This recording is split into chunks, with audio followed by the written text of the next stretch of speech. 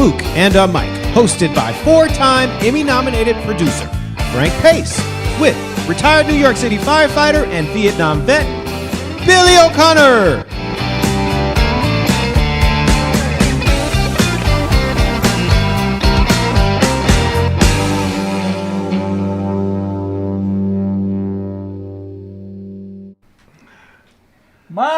My brother, what's up with you today? How you doing? How's your waggle? You playing any golf? How's the waggle? My waggle's just fine, thank you. It's always good to have a good waggle, you know what I mean? I got a good waggle for sure. How's your waggle? It's hanging, brother, it's hanging. It's all good. So, this has been an interesting week, huh? Oh, man, I can't get over this thing. I mean, everybody's glued to the election results. Everybody.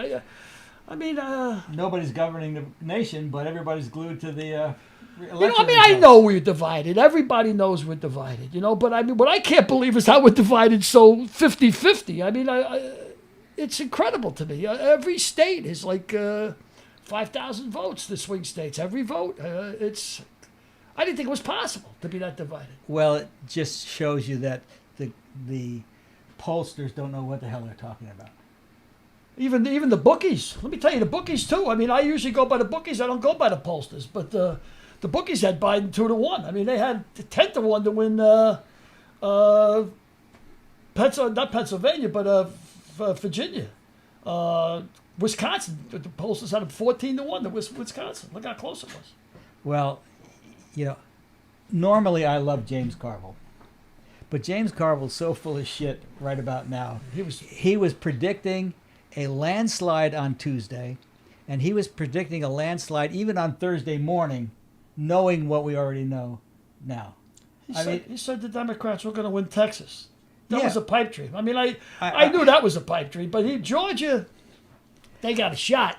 But I figured Trump would carry the shot. I love the guy. I mean, any guy who said that he would, if his heart was on fire, he would piss down his throat. He wouldn't piss down his throat to put out the fire. Is a good guy by me. My niece, Italian niece, she says to me, I don't know what the big deal is with counting these votes. She goes, why did they bring in the Italian women? Bring in the Italian women. She goes, they got an accurate list of every gift they've ever received or given in the last 40 years. Let them take care of it for counting the votes. And even the bookmakers. I say bring in the bookmakers. You think they're going to take 5 days to figure out the results? No. Come on. No. And all these guys that write these books, Woodward wrote Fear and Rage, Mary Trump wrote Too Much, John Bolton wrote In the Room Where It Happened. They write for 50% of the audience because the other 50% aren't interested in what they say. Yeah, it's affirmation journalism all the way. It's if people see something, well, look at Fox and CNBC. It's like if people get a piece of information that doesn't agree with what they think of, it's counterintuitive, they refuse to listen to anything more. And besides that, they're writing books. The problem in today's audience, everybody's into bumper sticker wisdom. Give me 4 words. Don't give me any more than 4 words. I can't handle it. So a book. I mean, I read Woodward's book, and I thought it was great. And I actually read it because I thought it would be a hit job on Trump, and it wasn't.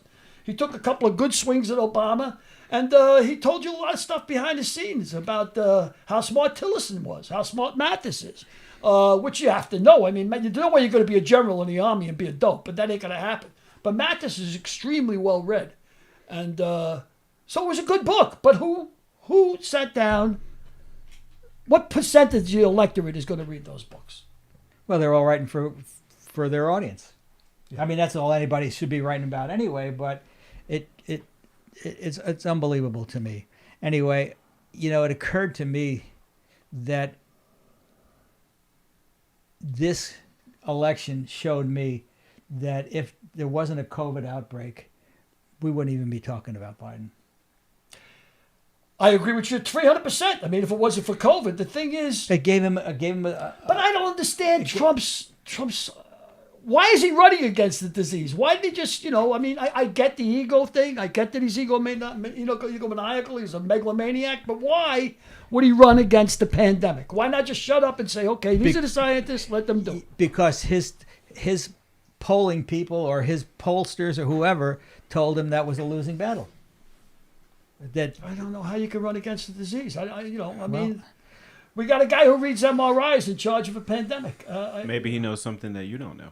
I'm sure he knows millions of things that I don't know. By the way, what am I, just a broken down fireman? What do I know? That's our intrepid reporter, Derek Harris, piping in from the outskirts, and he's always welcome to join us, and he will join us regularly. We had an interesting discussion earlier about the size of our appendages. And when we figured that his appendage was at least as big as both of ours put Well, together. I'm probably the only guy in the room, Frank, who can run into a wall with a heart on and break his nose. I got the Irish curse, Yeah. But I tell you what, it's led me on a merry chase, Frank. It's led me on a merry chase. I got no complaints. Yeah. Whenever a woman says, "Who are you going to satisfy with that?" I always smile and say, "Me."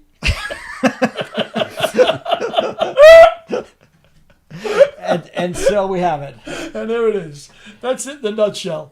So what else you want to talk about beside the election? Yeah, I don't want to talk politics. I mean, I'm worn out by it. Everybody's worn out by it. I want to talk. What do you want to talk about? Give me a subject. I can pontificate about anything. I don't know anything about anything. When you get older, you feel like you can talk about anything. Why not? Give me a good bar story. A good bar story, yeah? Let me think if I can think of a good bar story. We had a guy in one of the oldest bars in the Bronx. The Jolly Tinker was the name of the bar. And the guy who owned it, Mike Prendergast, little Irish guy, he had the joint for 53 years. It was the oldest bar in the Bronx. And that's some run, 53 years. When I had, when you go for a bar run, you're hoping to get 10 years, 53 years is a hell of a run. And everybody, was right near Fordham University, so everybody that went down to see a Yankee game or any successful guy that went to Fordham always came back to the Tinker to have a couple of drinks, because Mike was the draw. He was like Malachi McCourt, who we've done interviews with, and I love Malachi. And Mike is the same kind of a character. But one day somebody called up the Tinker, and this guy behind the bar was a retired fireman, Brian, and he picks up the phone and he goes, the phone's, "Yeah, let me talk to Mike." I know, Steve. Let me talk to Steve. And he says, "What? Steve?" He said, "We got, which Steve?" He said, "We got a lot of Steves." He says, "Crazy Steve." He says, "Which crazy Steve? We got 3. And that's the kind of saloon it was. Everybody in the place was a nut. But there was one guy I used to drink with, a great athlete, Ray Weldon. And we used to call him the Dome. And the reason we call him the Dome is every time he was in Vietnam, and he was in Vietnam during he was a ground pounder in Nam, and he got a Bronze Star over there. So, I mean, he was the real deal. And he told me when he went into Cambodia, when they invaded Cambodia, he was delighted to get back to Nam. He said that's how bad Cambodia was, under Nixon. And he never talked about Vietnam. And I used to pump him because I was over there, but I was a computer operator. I didn't have anything. I wasn't a ground pounder like he was. He was the real deal. And he'd say, "You know what, Billy?" He'd get drunk and he'd get right up to my nose. And he had a nose like mine or yours, like an elbow. And he'd get right up to my nose. And he'd go nose to nose. "You know anything that never bothered me? I was always afraid I was going to look up and catch one right in the dome. Right in the dome. Because in Nam, most of the guys, they'd put a clip in and they just put it over their head. It wasn't nobody looking. I mean, it was like clip after clip. I forget the statistic on how many bullets it took for us to kill each guy, each Vietnamese soldier. Mm-hmm. But it's astronomical. I mean, because guys would clip after clip after clip. But he said, "I was always afraid to catch one in the dome," and he got the nickname Dome after that. And I don't know what that has to do with saloons, but I drift. As you often do. I often do. I'm Irish. I can't make a long story short. It's the way it is. But 50,000. 50,000 rounds of ammunition to kill each. One death, 50,000 bullets. Yeah, and that's not surprising to me. That's how it went. I mean, nobody wanted to be a victim. Everybody just clip after clip and over their heads. 50,000 bullets to kill each Vietnamese soldier. Wow. Yep. That's remarkable. That is remarkable. Our book's doing pretty well. Yeah. Our book is doing pretty well. If These Lips Could Talk is available on Amazon and Acclaim, people are actually buying it. Well, pretty soon, I'm telling you, the royalties are going to swell up to a trickle. I'm just... Yeah, I'm trying to figure out how anybody makes money other than the publisher on 10% or 12% or 15% royalties. You don't write books to make money, that's for sure. Boy, that's for sure. And our third book... At least we don't. And our third book, us and the publisher are just a little bit apart. I mean, we're looking for a 6-figure advance. It's just, she still refuses to read the manuscript. We're just a tinge apart. Well, speaking of books, we're very fortunate today to have a wonderful guest who I've known for, almost 30 years. When we saw him today, he said, you don't look any different at all. I said, well, I got a picture today. I got a picture that'll prove that. I'll prove the opposite of that. But he's a very good friend. He's a fine actor, comedian. He's not a comedian. He's an actor, writer, producer, author, bon vivant, author. He was the star of a movie I produced called Babe Ruth. He's the star of Avatar. He's the star of Don't Breathe. He's the star of so many different things. I just want to say hello to Stephen Lang. Hiya, Frank, Billy. A real honor. Great for me, to be man. here. A real Thank honor you. for me, man. The deeper I dug into you, the more I got involved. I said, this guy has been around, man. How many years have you been acting? Somewhere north of 45 at this point. I'll tell you Malachi McCourt's story. You mentioned Malachi. Do you know Malachi? Oh, I know Malachi very well. Malachus, I go way, way back with him. I was doing, years and years ago in the 70s, we were doing a production of Sean O'Casey's Shadow of a Gunman, wonderful play, and we were playing opposite each other in the leads. And in rehearsal, I'd come up to him and I'd greet him and put my arms on his shoulders and everything. And after several days, Malachi says to me, he says, Stephen, is it all right if I tell you something? I've got something to tell you. And I said, what is it, Malachi? He said, well, the Irish people, they don't touch each other. they don't touch each other. And as a matter of fact, it's interesting, Stephen, but did you know that 80% of the Irish population has never been completely naked in their life? Do you know that's so true? Like, a lot of Irish stopped going to Mass when the Catholics started with the hold hands things in the middle. I swear to Christ, that's true as God. A lot of them said, I'm not going to Mass and holding hands with strangers, I mean, they just don't do it. But Malachi, I don't know if you read his book, Among Swimming, was his first book. And had to. Yeah, you had to. Didn't want to, but I had to. And that's a terrific book. I mean, must have read that book 4 times. Because and his brother could write a bit too. Yeah, Frank wasn't bad. As a matter of fact, I think his 3rd or 4th novel, Malachi, was I Read Your Brother's Book, was the name of his book. Because everybody used to come to us, hey, I read your brother's book. I read your brother's book. And his brother was Frank McCourt. You were talking about exactly. the bars, and they, of course, had the Bells of Hell. That was their the bar. Bells of Hell? The Bells of Hell. Wow, I can't believe you know about that. Ting-a-ling-a-ling for you, but not for me. And he talks about it in Among Swimming. Yeah, sure. And Among Swimming was actually the Hail Mary. Like when you say the Hail Mary full of grace, the Lord is with thee, amongst women, he thought they were saying amongst swimming. And that's what he called the book about, amongst women. It sounds like the same thing when you say it. Right. There's no differentiation at all. What you're saying is a monk swimming, M-O-N-K, or amongst... Stephen's a Shakespearean actor. He's been trained. Look at me. I'm just a mook for the street. What do I know? Yes. Well, that couldn't be more. That couldn't be more true. But still, a monk swimming. A monk swimming, and not amongst women. Okay. Is that better? Yeah, sure. Is this going to launch my career? Can you get me a shot at Warner Brothers or what? What do you think? No. No. But that's great that you know Malachi. Mm-hmm. And the Bells of Hell, man, that was a hell of a saloon. He used to just empty the register every now and then and just take off the island with whoever was hanging around at the time on Broadway, Yep, Bells of Hell, and then go a little further west, there was the Bucket of Blood. The Bucket of Blood, yeah, that's Malachi to a T. The 70s, and I don't remember them very well. Yeah, if you did, you weren't there. So, we were on Malachi's show a couple of weeks ago for an interview. I don't know what we said.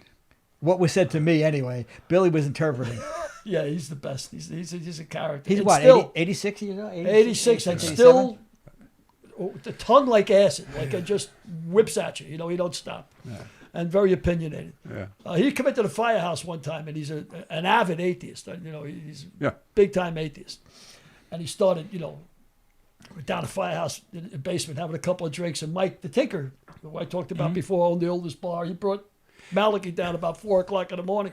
And, of course, in the old days in the South Bronx, and Harlem. We were busy, so busy that nobody went to bed because there was no sense of going to bed. We're going to get another job in 5 minutes. So after a job, we'd go downstairs, we'd have a couple of cans of beer, and, off the record, we had a couple of cans of beer, and we'd talk about the job, analyze it. And they brought Malachi down there. He started talking about atheists. He was drunk. And these guys were ready to crucify him by the time they had to get him out of there. But understand, Malachi's 86, so this atheism thing could end at any time now. That's a good point. I want to talk about the fact, the many things I found out about you, over the course of your 44-year career, 45-year career. All the different things you've done, even audiobooks. I had a guy a friend of mine from the Bronx, I said, I'm going to interview Stephen Lang today with Frank. And he said, man, that guy's the best reader I ever read. He did an audio book, and I listened to it about 14 times. And, of course, I guess that was, in your let's be able to get through the night part of your career, when you got to do what you got to do. I still do them. Do you? I don't do them as much as I used to. I mean, I've done some, 100 or 200. I really have no idea. Well, how have you done that many? But there's a technique to doing it, and once in a while I like to kind of trot it out and do one if I can. Sure. This sure. guy. I like reading aloud. Always liked reading aloud. Really? Yeah. This guy told me you were the best he ever heard. It was mandolin. Corelli's mandolin. Corelli's mandolin. Corelli's he said it was the best audio book he ever heard. Wow. And speaking of books, this is yours.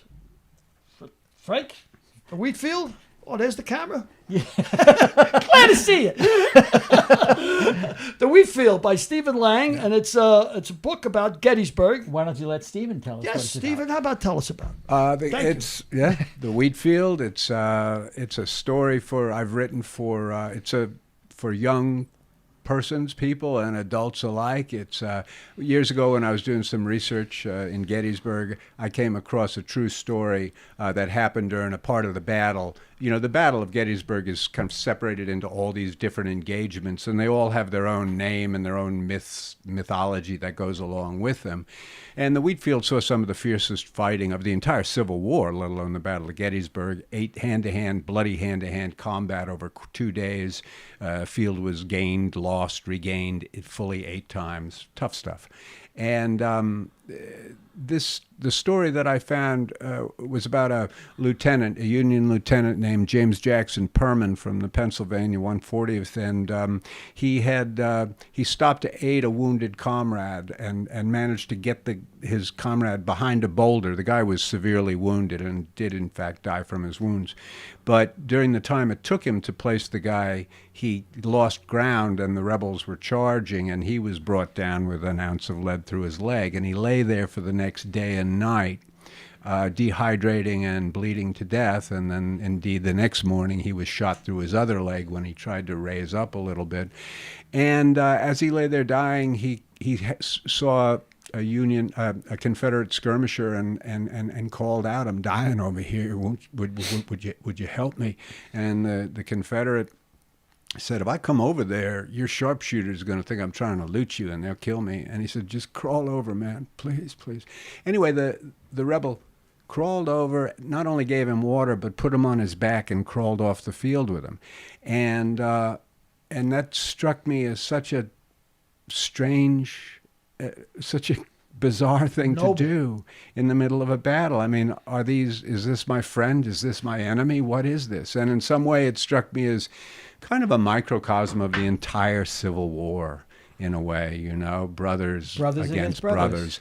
Yeah. And I wanted to tell the story, and it struck me that the lesson or the moral or whatever of the story was such a story of such kindness and such humane treatment that's a story that can be told to all of us, mm-hmm. whether we're young or old. So the challenge was to find it in a way to tell it, because you're dealing with a bloody battle, that is kind of palatable and appropriate for young ears and eyes, because I've got a pair of wonderful illustrators on the book as well. So in any case, it's a story that I've played with over the years. First I do it as a dramatic piece, a solo piece that I do. an old man looking back. And then I did it again as an animated film, and then now I've released it. It's being released as this book. And so basically I've taken the story and the subject and I've milked it for everything, everything it's worth, I guess. Why don't you tell us a little about the movie Gettysburg? Gettysburg was a based film we made back in '92, I think. It was based on Michael Shara's Pulitzer Prize winning novel, The Killer Angels, and which I read when it came out in '76. And I remember when it came out, it's a wonderful novel to read. It reads good. And I remember reading and thinking, "Oh man, they're going to make this into a movie someday," and I got to play George Pickett. I got to play George Pickett. And then years later, I was playing Hamlet on Broadway at the Roundabout in New York, and my buddy Billy Campbell, great actor, was playing Laertes, and he told me. He said, "Oh, we got to be good today because there's this guy, Ron Maxwell, coming to see me because I'm up for a part in a movie he's doing of the Killer Angels." And I'm like, "They're doing Killer Angels? Oh, my God." Anyway, but I forgot about it during the course of actually trying to play the part that day. But then after the performance that day, a man came up to me in the lobby and he said to me, "Hi, I'm Ron Maxwell." And right away I twigged to who he was, and without thinking, I put out my hand and I said, "Hi, I'm George Pickett." Oh, man, what a great story. And he said, he kind of stepped back a little bit and he said, "Let's have breakfast tomorrow." And we met for breakfast at the Mayflower, and before it was over, he cast me as George Pickett. And that's how, so it's one of those things where, it was a dream come true for me to be that. So Pickett came before Gettysburg, or which came first? Which movie? Oh, Gods and Generals. Gods and Generals. Well, Gods and Generals came later. I played Stonewall Jackson in right. Gods and Generals. Now, the events of Gods and Generals take place in the 2 years prior to the Battle of Gettysburg, right. And it ends, of course, 2 months before the Battle of Gettysburg. Right. And when Maxwell asked me to play Jackson in that, I was kind of stunned because you can, as you can imagine, the Civil War community is a very intense. And I was Pickett to them, and so the idea that they were going to accept me as Jackson was a little bit, iffy. But he decided I was the guy for the part, and I wasn't going to say no because Jackson is a incredibly interesting part. In fact, it's a much more complex part than George Pickett is. Just the way they were. Pickett was Pickett had greatness thrust upon him, whereas the charge itself, you filmed that at Gettysburg when you filmed it? On location? Actually, the Pickett's charge, where we had thousands and thousands, I don't know how many men we had that day, but we had close to 30,000 men that day, that was actually filmed on the field at Gettysburg, which is the first and only time that the Park Service has ever allowed that to happen. Yeah. And it's flat, right? I mean, I know there's a little. What is it? It's rolling. It's rolling, but basically the ground is the same as it was in 1863. It's rolling fields of farmland with fencing and a road that goes in. But it's open ground, and what Pickett's charge, of course, was 15,000+ men marching across an open field under fire, and it was suicidal. It was absolutely suicidal. Yeah. You rode extensively in that film. Did you learn how to ride for that film, or did you had you ridden prior? Well, I grew up in Queens, so we didn't do it. So I wanted to play him on a bike. But I'd done some riding. The thing is, I've always had a very strong image of myself, a picture of myself as a rider. I knew how I wanted to look, and then when you get on the horse, you just want to make sure that you kind of can live up to it. And I learned. I worked with some great wranglers and riders, and over the years have done a fair amount of horse work, I guess. And so, I've gotten passable on a mount, I'd say.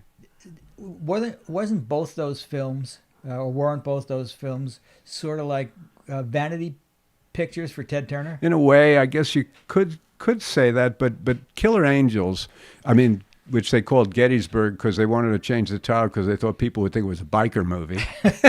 Is that right? It's true, yeah. Yeah. A vanity project, that movie was crying out to be made. Gods and Generals is a little more problematic for a number of reasons, which we don't need to go into. But the fact of the matter is, for the first 2 years of the war, the Confederacy was kind of running roughshod over the Army of the Potomac, and that didn't sit well. Also, the depiction of slavery. When you make the film of Gettysburg, the issue of slavery is kind of abstract because there were no black troops at Gettysburg. When you get into Gods and Generals, you get into a whole nother aspect, and I'm not sure it was dealt. Well, I am sure it was not dealt with in the most sensible fashion in the film, in a way. Also, the film of Gods and Generals was covering 4 battles, and whereas Gettysburg, it covered 1 battle, and if you think about it, the Battle of Gettysburg itself was 3 days long, and the 4th of July was the 4th day, and then there was the day preceding the battle. 5 acts, like a Shakespearean play. And so what you've got there is the protagonist of the Battle of Gettysburg, the film, is the battle itself. Wow. Right? Wasn't the movie almost that long? I'll tell you, when I saw the cut of Gods and Generals, and I was watching the Battle of Fredericksburg, I did say to Ron Maxwell, I said, I think it's weird when the film battle actually goes on longer than the actual battle itself. If I see those dudes charging one more time. So riding a horse. How did we get onto this? Because of the wheat field. Anyway, the wheat field is my book, and it's coming out at the end of the month, and will be available. And so, is it on Amazon? It'll be. You got to go to this initial printing will be sold through the Gettysburg Foundation, through the bookstore at Gettysburg. They have an exclusive on it, so that's www.gettysburgfoundation.org, and you can order the book there. It'll be available about 10 days from now for order. Yeah, thank you. Great. Mm-hmm. So, how did you start? What was your break in acting, and how did you segue into A Few Good, not A Few Good Men, Death of a Salesman? Yeah. I started working in, while I was in college in the 60s, in the late 60s. At Swarthmore? At Swarthmore College, at a local theater. I wouldn't consider anything that happened there to be a break at all, but it was, I learned some stuff. And then I started working at the New York Shakespeare Festival for Joe Papp when that was the place to be. I wasn't a leading actor by any means there. There were Kevin Kline, and there were some terrific stage stars there at that point. Merrill was just getting started and everything. I was just happy to be on the team. Mm-hmm. But from that, I got cast as Václav Nijinsky in a play about the great ballet dancer Nijinsky, and that moved me forward. What I've found throughout my career is that every job kind of pushes you excuse me, a little bit forward. And then my break, and I'd been in the business for about 10 years, really learning to be an actor, because I wasn't conservatory trained. I was educated, I was relatively well read, but I hadn't gone to Juilliard or the Yale School of Drama. Well, your degree was in English Lit. Exactly. So I had a good grounding in Shakespeare, for example, but my grounding in Shakespeare was more from a literary point of view than it was from, say, an acting point of view. But I always wanted to be an actor, so I was always making the translation, for myself. So anyway, it was a great education. So you knew at 20, 21 years old that you wanted to be an actor? I knew at 5 years old I wanted to be an actor. Yeah, absolutely. It was always in you. It was a calling.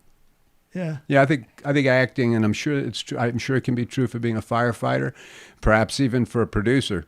That it's if you're called to do something, you're called to do it, and that's how I felt about acting. Don't mean you're going to be a great actor, and it doesn't even mean you're going to be a good actor, but you're going to be an actor, and so It doesn't that even was mean you're always going to in be my able mind. to support yourself, which Yeah. it always gets me when to make an analogy with comedy. Somebody does comedy, or say you do Avatar, and well, you know, you're going to get a good payday for Avatar. And people say, "Look at this guy makes this amount of money for one movie." No, this guy makes this amount of movie because he's been doing it for 44 years. You know, like it's hand to mouth to build up the experience and the ability to be able to do that. you Yeah, know? absolutely. Well, I remember you saying once at the first January 1st every year, your goal is just to make my nut. My goal is just to make my nut every year. My goal is just to make my nut. My goal is just to make my nut. And that's, you know, most people don't get to make their nut. Yeah, I know it's a rugged business, and I've been luckier than so many people in this business, and but I'm still trying to make my nut, and I find my nut keeps going up. Yeah, you might call it luck, but I read a quote about a quote written about you, and it said, "This guy will gain or lose weight. He'll grow scraggly or voluminous beards. He'll build and keep muscles. He'll do whatever it takes." Yeah. And the more I read, you know, about you, you pretty much did whatever it takes. You know, Kitchen sink, that's my school. There's a picture of Stephen in Beyond Glory. Yeah. You know, you're drawn to heroes. You are drawn to heroes. Why don't you tell us a little bit about how Beyond Glory came about and what it was about? In the wake of Gods and Generals, which did not do well, I was kind of distraught. My phone was not ringing, and I thought to myself, that might have been my shot. But I realized you've got to take some responsibility for your own career. You can't just sit there and wait for the phone to ring.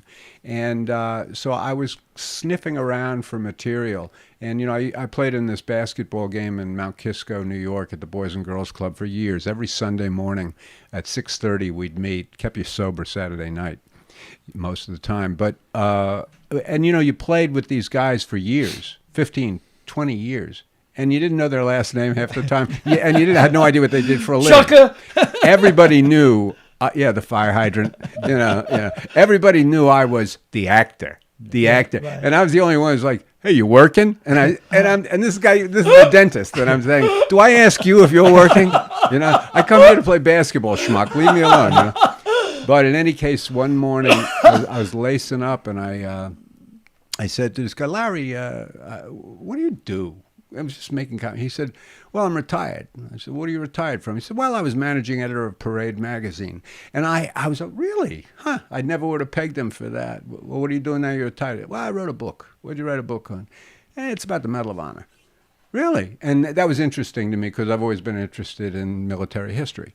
And I said, "Oh, I'd love to read it." Next week, he brought me an uncorrected copy because it was still not going to come out for another month and a half or something. And I went home that day, and I remember I pulled it out of my gym bag. I was standing there sweating and stuff, and I started reading it standing up.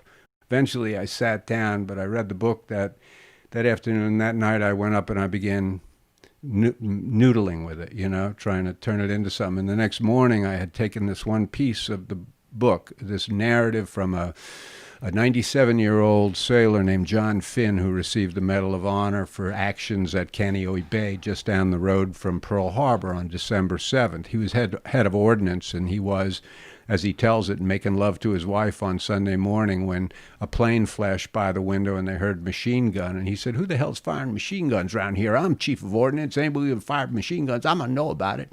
Anyway, he rushed out there, and he got a .30 caliber machine gun on a training stand, put it out on the tarmac, and for the next 2.5 hours fired at Japanese Zeros and brought one down with a 30 Wow. cal. With a 30 cal. And then a year later, Nimitz give him the Medal of Honor. And I wrote that story, and the actual action itself is important, of course, but his life before and after, and to tell that in an 8-minute or a 10-minute bite in the first person. And the next morning I'd done something, I'd written this thing, taken this chapter, this wonderful piece of journalism that Larry Smith had put together through this interviews with living Medal of Honor recipients. And I asked my wife, she was in the kitchen, and I said, honey, I want to read you something.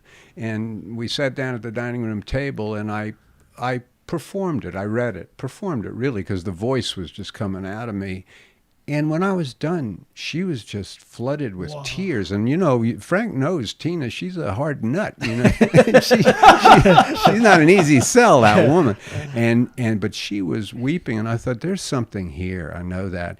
And so I reached an arrangement with Larry. I just began working on it, made an arrangement with Larry. We got sign-offs from these Living Medal of Honor recipients, and it ended up being a tour de force performance for a single actor, where I play 8 Medal of Honor recipients from World War II, Korea, and Vietnam, and it's 80 minutes without an intermission. So it's just it's designed to be a piece that shows everything I've got as an actor, Well, it's certainly I watched Beyond Glory, and the diversity that you show in it is remarkable. I mean, is it 8 10-minute spots? Do you do 10 minutes on each 8? I never timed them, but roughly it's 8 guys, and the show runs 80 minutes. So yes. Well, one critic called it, which I thought was a great critique. They said, "As moving as taps at dusk." And I thought that's such a great quote, because a nice thing to hear. Because it really was. I mean, I watched it, and I am a Vietnam vet. And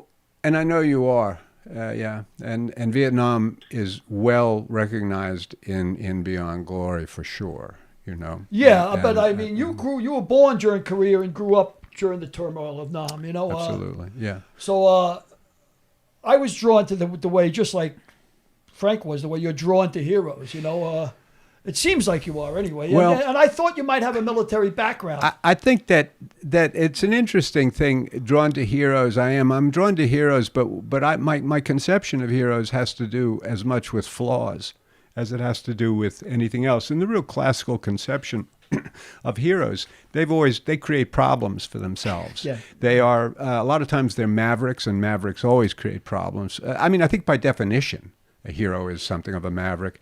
And also a lot of times they're guilty of, what they would call hubris, or some sort of overweening pride. They take too much upon themselves.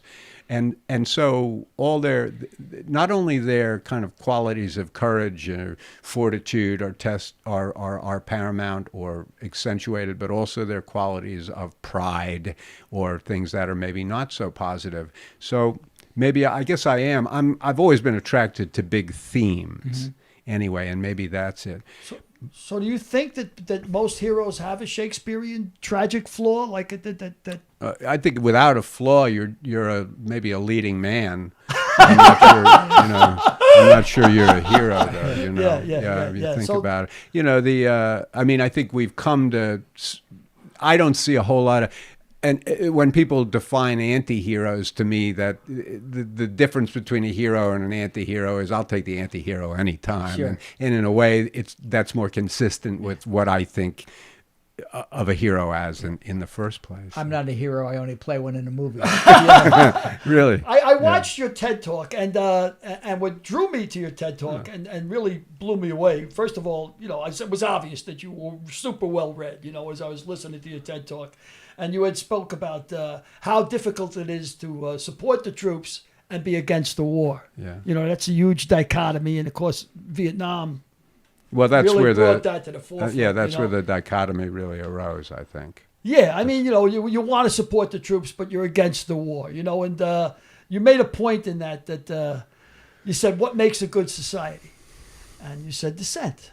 And I thought that really resonated with me specifically, because when listen, and I'm going to reiterate this. I was in the Air Force for 4 years during Vietnam. I was no hero by any stretch of the imagination. I was in the only air-conditioned building in Vietnam. Like I was a computer operator. I saw enough bodies going on C-130s going back. That left a huge effect on me for the rest of my life. I mean, the year I was there was still a defining year of my life. But I was no combat soldier. I still bow my head whenever I see a Marine or a ground pounder, because I know what those guys went through. I didn't experience it myself. But when I came back, I mean... you were a dissenter. Yeah. I came back, and when I was over there, I couldn't understand it. I said, well, what are all the protests about? What's going on? Why aren't they behind us here? I was born in Ireland, and when I was 18 years old, I was under the illusion that we were going to Vietnam to stop communism. And I said, well, my country needs me, and I love this country maybe only the way an immigrant can. I owed this country everything. So I really thought that I was going there to make a stand against communism, and of course, when I came back, when I started reading everything I could get my hands on about, like, what the hell was that all about? I started reading David Halberstam and The Best and the Brightest and... everything, the things they carried, as a matter of fact. They're making a movie now about Tim O'Brien's novel, which might be the greatest novel I ever read about Nam out of all of them. Yeah. It was really, really Very well strong. done. And they're making a movie about that now. But I went to school, Stephen, and I didn't go back to school. I went to school to begin with, to college at 58 years old, right? And I stopped drinking. After 9/11, I was always a heavy hitter, because I was Irish and I owned bars and... genetically, my old man was a drunk and killed himself, and it was just what I did, and I had a lot of fun doing it. I'm not going to make apologies for it. But after 9/11, it almost got biblical. It's like time to put childish things aside. And I decided I was going to get sober, and I went back to school. I went to the University of Florida, got a degree in journalism, started writing, started doing stand-up comedy. But I was in a history class, and the history guy, the professor, was amazing. I mean, he was a great, great professor. And I said, this guy really, really knows his shit, Western civilization. I think that the title of the class was From Plato to NATO, on Western civilization. And In the guy, 16 weeks. Yeah, no, exactly. In 16 weeks. Perfect. A perfect exclamation point at the end of it. But the guy never looked at a PowerPoint and just lectured and lectured. And I said, wait till this guy gets to Vietnam. I says, then I'll see what this guy knows. Because I was there, plus I've read everything I get my hands on. Well, this guy did Vietnam in 4 days, and he did everything I knew about Vietnam in 2 days, And then he made a point about how people of my generation were, civil rights activists. We were out in the streets to stop the war. We were out in the streets marching for civil rights. And I said, he said, well, Bill was there, I was 20 years older than the professor, And he says, Bill was there. And I said, well, look. Granted we were activists. I said, but I got to tell you, when I came back from Vietnam, I says, I realized you had a uniform and short hair on. You weren't getting laid. It was that simple. All the kids were in the streets with the long hair and the bell bottoms. And I said, somebody said something about free love. I said, well, the price is right anyway. I'm going out in the streets. I said, that's why a lot of, people were out in the streets. I mean, I like to think that we were, we had this moral imperative to stop it, but I don't know. I don't know why I went off on that rage. It was good. I enjoyed it. So after Beyond Glory, James Cameron made it into a movie, correct? Well, ultimately he did, but he executive produced it. Right. We made it into the film. But what happened was the thing Beyond Glory is very central to my life because doing Beyond Glory was hugely important to me because it was so personal. And what started out, I was just putting one foot in front of the other. And I started in 2003. And in 2007, I was bringing it to New York, to the Roundabout Theater. And that just blew my mind, what I had been able to achieve, I guess, doing it. So the week before it was going to open in New York, and this was a big deal to me because I'd been playing it everywhere, and I'd put my heart and soul and turned down lots of work for it, lost a manager over it because I wouldn't go out for pilot season or some such stuff, really committed myself to this piece. Well, you starred in it, you wrote it, right? You started, Yeah. Did you direct it yourself too? I directed it originally. When I brought it to New York, what happened was at some point I'd been playing it in Washington and on the road, and I got a call from the Goodman Theater, from Bob Falls in the Goodman Theater in Chicago, and he asked me to bring it there, and brought it there, and that's such a distinguished and historic theater. And when I was then invited to bring it to New York, I asked Bob if he would mind directing it, even though it was directed already. But my idea was, well, I'm not sure I want to be coming into New York with Stephen Lang in a play by Stephen Lang, directed by Stephen Lang. I thought, I don't know. I a little talk about a vanity project, But Bob did come and he said, sure, I'd like to do that. And I went out to Chicago to rehearse, and my idea had been, I don't really want to rehearse, Bob. I just want your name on it on the program.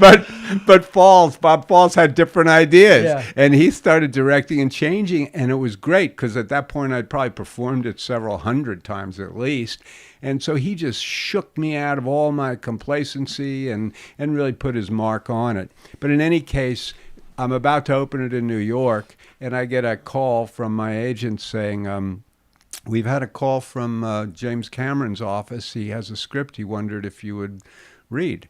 And I'm like, yeah, sure. Be delighted to read it. And so, okay, you're going to have to sign papers and stuff, the non-disclosure stuff. Yeah. And it will be delivered by, armed guards and stuff to you. Not to stop you, but you had this was for Avatar, obviously, and you had read for Cameron like 8 years prior, and he remembered you? Well, what happened was, what had happened, the reason that he wanted me to read Avatar was his casting director, Margie Simpkin, God bless her, was thumbing through the New York Times and saw the ad for Beyond Glory, which is me in a T-shirt, making that one like that. And she went, hey, Jim, do you know, to Cameron, she says, Jim, you know Stephen Lang? And he said, oh, yeah, he's a good actor. He read for me for Aliens. He almost got the part. Wow. Yeah, and it's true. We've talked about it since then. Why? And she showed him the photo, the ad, and they both said Quaritch. And that's why that's why they sent me the script. And so then when I read it, I was like, are you kidding me? This is amazing. This is, and so we had a conversation on the phone, and he said, I know your opening or in your show, and I'd come in, but to be honest, I don't have a day off coming until next Thanksgiving. I sure would like to continue this conversation in person. And so what we did was, I was playing 8 a week, and my last show of the week was Sunday matinee. So I flew out to L.A. Sunday night after the show, the week before opening Beyond Glory. And Monday, they brought me up to his place. We messed around, with cameras and reading and improvising for about 2 hours. And then they took me back to the airport. And by the time I got to the airport, I'd been given the role. And it was amazing, and that was how I got Avatar, and the rest is, I've been with Avatar now since that was in 2007. Oh, really? Yeah, 2000. And you're filming the sequels. Is it in Auckland, New Zealand? Where you? No, well, there's a little work in Auckland, but mostly in Wellington. That's where our home base is. That's the south tip of the North Island. Yeah, we film there, and we also film in Manhattan Beach here. You play a lot of pricks in your career, don't you? Oh, thank you very much. But you do it really well, Stephen. I mean, I can't advocate enough that Beyond Glory is something you guys should see. It's remarkable. That's Jim Cameron. Yeah. He's about to say, "What the hell are you doing, Slang? For God's sake!" But I got it when you were in Manhunter. And hang on. Let's not get off Avatar yet, because you were on it in 2007, and you're going to be on it until 2027. It appears. At least, I would say. Yeah. Wow. Yeah. But we have huge breaks in between. It's sort of a lifelong commitment, and we've finished Avatar 2. The sequel is I've done with my acting in there, and I've done an awful lot on Avatar 3. I think I have a bit left there. Avatar 4 we've barely scratched, and Avatar 5 not at all. So we have a long way to go. It's the motivation for me going to the gym, So I mean, you are really in terrific shape. Well, I don't want to let anybody down, least of all myself. I mean, I'm good to have stunt guys do some stuff, but whatever I can do. I want to do. What does concern me, though, is walking down the red carpet or the blue carpet in Avatar's case and looking at my wife and saying, "Hey, honey, why are we here?" Yeah.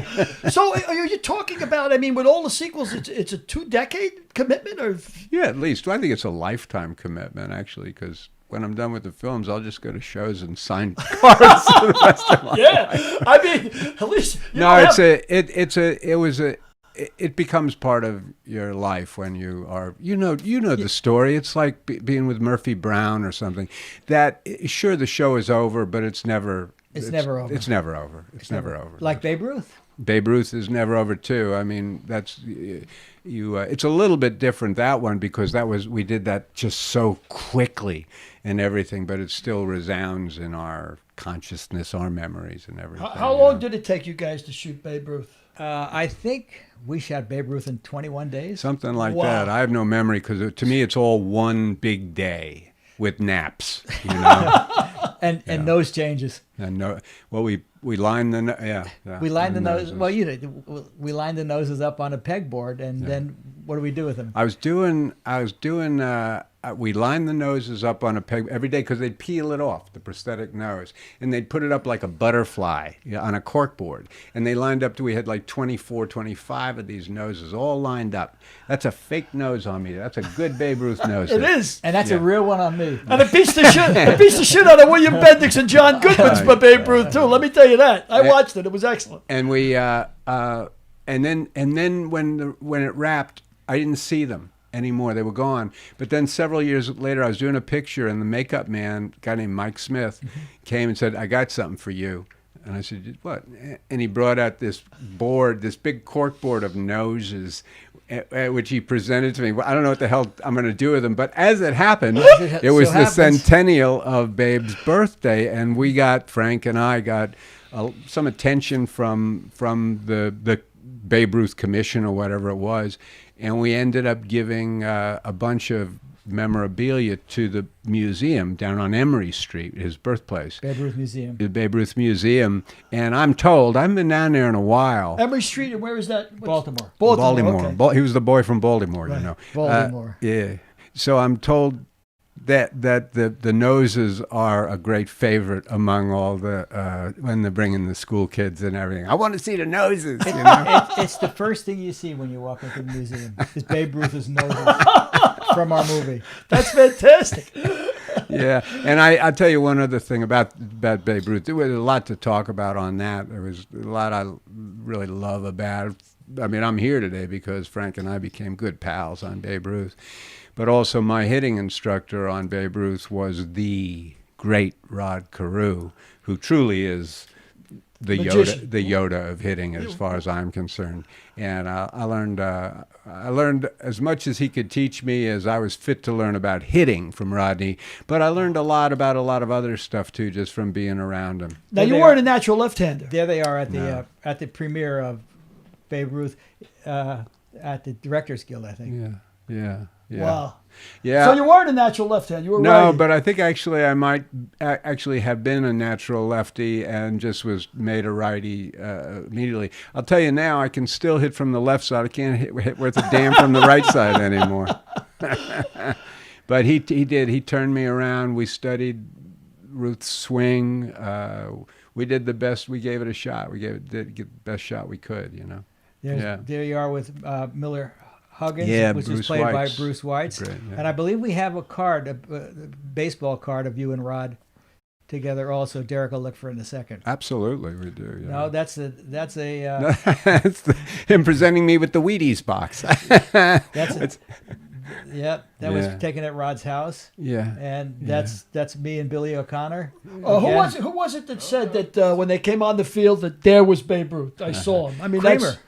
Bob Kramer, who is a biographer of Ruth, and I'll tell you what gave me great pleasure was that the Ruth family, Julia, his daughter, and everything, she said, "That's Daddy."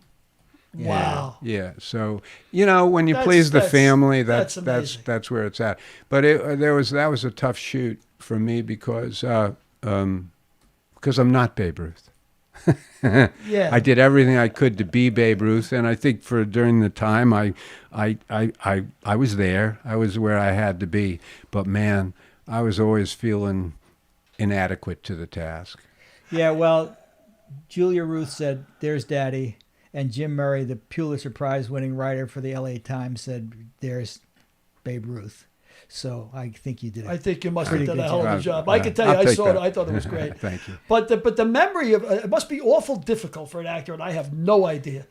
I'm just throwing this out there to play somebody who everybody remembers, because everybody. I mean, it's like when I read a novel and I see a novel made into a film. Of course, it's not the same novel I read because I visualize the characters Sure. totally different. Sure. But to play somebody who's still fresh, even after all these years, Babe Ruth is the Babe. Yeah. It's Yeah. it must be awful difficult.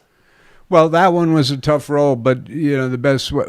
I remember first time we did makeup, we did a full makeup, and this was the Westmores. This was Mike Westmore, and the Westmores are synonymous with Hollywood makeup, and we did the full Monty. The first time we did a test makeup, and the makeup itself probably took between 4 and 6 hours. I can't remember. And I remember after I was done and we got him dressed up in a camel's tooth coat and a hat and everything like that. And I walked into a production meeting with a cigar in my mouth, and there was sort of this stunned silence from everybody because it was sort of like Babe Ruth, except maybe 2 inches shorter, had walked in the room. Right? But the problem was, number one, we ain't got 4 hours a day to do makeup, right? And the other problem was it was too real. It was too on the money.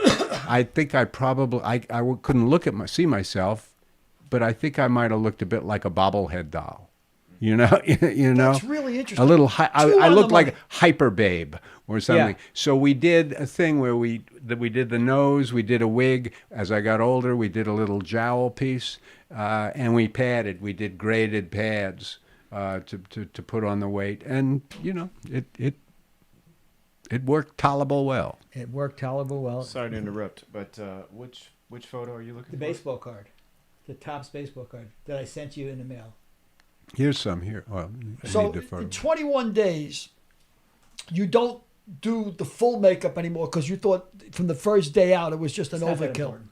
Yeah. Just keep that up. You guys thought it was an overkill. Yeah, we More- did. You had to get it down just to get the movie done. We had to get the makeup down, and probably we got it down to around 90 minutes or something like that. Yes. It just meant I was in at 4:30 in the mornings to be ready to shoot at whatever it was. And you act with your face as much as Right. any actor I've ever seen. You act with your face, and you couldn't even move your face with all of that makeup. That's true too. I'd forgotten about that. But what did the producer say when he wanted you on set? This one I still quote. This one I'd be between shots putting ice on my back or something, and I'd hear his voice go, "Okay, wheel in the meat." Eloquent, Frank. Just That eloquent. meant me. That was Frank, and that meant me. Wheel in the meat. So I've used that. I've used that ever since. I would say wheel in the meat. Yeah. So. Yeah, but that was a great man. I'll tell you what, I worked harder on that damn thing. You want to hear a story about Yeah, it? This is true. that's why This you're is true here. story. The true story was when they called me to do the movie, I was actually on a fast, which is ironic, right? I was on a fast at a place called the Kripalu Institute in the Berkshires, and when they asked me to play it, it blew my mind. I mean, I'm a New York Yankee. I grew up.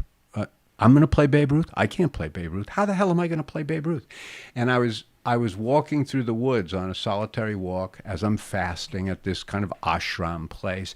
And I'm thinking, how the hell am I going to play this part? And I stopped and I looked down. I was in the middle of the woods. I looked down and there was something in the dirt. And I went down and it obviously had been trod on and embedded there, right? And I dug it out. And what it was the very bottom, the bottom 4 inches of a baseball bat. And I put it in my right. I put my right hand on it, and there was nothing up here. I just went like that, and I said, "It's all about the swing. It's all about the swing. If I can get the swing, I can play Babe Ruth." And it's true, because all you need is a window in. It doesn't matter what the window is. You know what I mean? It really, it necessarily. Some are probably more useful than others. But once I determined that it was all about the swing, I knew at least I had a place to start, Right. a place to go from. Was it, Right. was it, And that's a true thing. And that I have that but piece that's of almost bat. like fate, isn't it? That was there. It's fake. Yeah, yeah. And I have it, and it's one of the things that this little piece of wood, it was old piece of a bat. This piece of wood means nothing to nobody but me. But you. So you know what? When I go, put this in the box with me, or if you're gonna cremate me, cremate this alongside me, because this one's mine. No you know? coincidence. And as fate would have it, you were living in North Castle at that time, which was right by my parents' house, and right by the Gate of Heaven Cemetery. And you went to visit Babe's grave. Many times. Babe's buried there. Yeah, we went there many times. And the kids were small then, or smaller, and we'd go there. We'd bring a couple of hot dogs or some popcorn, lay them as offerings, and sing "Take Me Out to the Ball Game" and ask for his blessing. For the listeners or readers, watchers out there, Valhalla, New York is the Gate of Heaven, New Yeah, York, Gate of yeah. Heaven, and that's It where is. Babe Yeah. is there. And Yeah. that's where I went to high school in my hometown. Yeah. Yeah. Well, there's no, like I said, there's no coincidences. You find a bat, and that was your window into the part, and that's interesting because I'm not an actor, and I'm sure 99.9% of people watching out there are not actors. But you just needed that grip, that those fingers on the ledge to get into the part, and that was the window. As you say, it was fate, and believe me, there were, I don't get too metaphysical about things, but there were many, many times where I told myself or felt that Babe was right on my shoulder. On now and going, go on, get it, kid. You can do it. And to this day, we greet each other with, "Hey, kid, how you kid. doing? Hey, kid, How how Now, you are you? doing?" did Rod study Babe's swing? Yeah, to we get did. you to get you to develop that Oh, swing. I mean, absolutely. he got off of his swing entirely and got into Babe's. Is that We how- watched it. We watched film of Babe, and I go down to a school in Anaheim, and he'd close it down. It would be just me and him and the kid operating the pitching machine, and take BP, and he'd tutor me, he'd turn me around. One day I started hitting the ball pretty good from the left side. I was feeling kind of, I was feeling hitterish, as Babe would say. We're talking Rod Carew. We're talking Rod Carew. I'm feeling kind of hitterish, and Rod just looks at me and says, "Well, I guess it's time to meet Mr. Curveball." And that was the last pitch I touched that day. What a line! That's just a great line. True. That's just a I great guess line. it's time to meet Mr. Curveball. But, he didn't realize that in the movie, we were going to throw you anything you could hit. So Mr. Curveball, Don't tell him that. Mr. Curveball was not going to get near the park. Yeah. That's just a Yeah, great but, line. That's just a great line. I'll remember on that one for a long time. You got a little too chesty. There was a new marshal in town, and he decided that the marshal was going to see a curveball. Yeah. Usually, I've always maintained ever since my first meeting with Rod, a kind of a great humility, but that time I got a little out of hand, I think. So why don't you tell us about Death of a Salesman? That was. You asked me before, what's the break in your career? I would have to say that Salesman was the break, because I was working out in Snowmass, Colorado, doing Tennessee Williams Glass Menagerie out there, and we read in this new paper, USA Today, that Dustin Hoffman was going to do Death of a Salesman in New York. And Tina, my wife, I had done Salesman up in Syracuse, and in a very good production, a regional theater production of Death of a Salesman.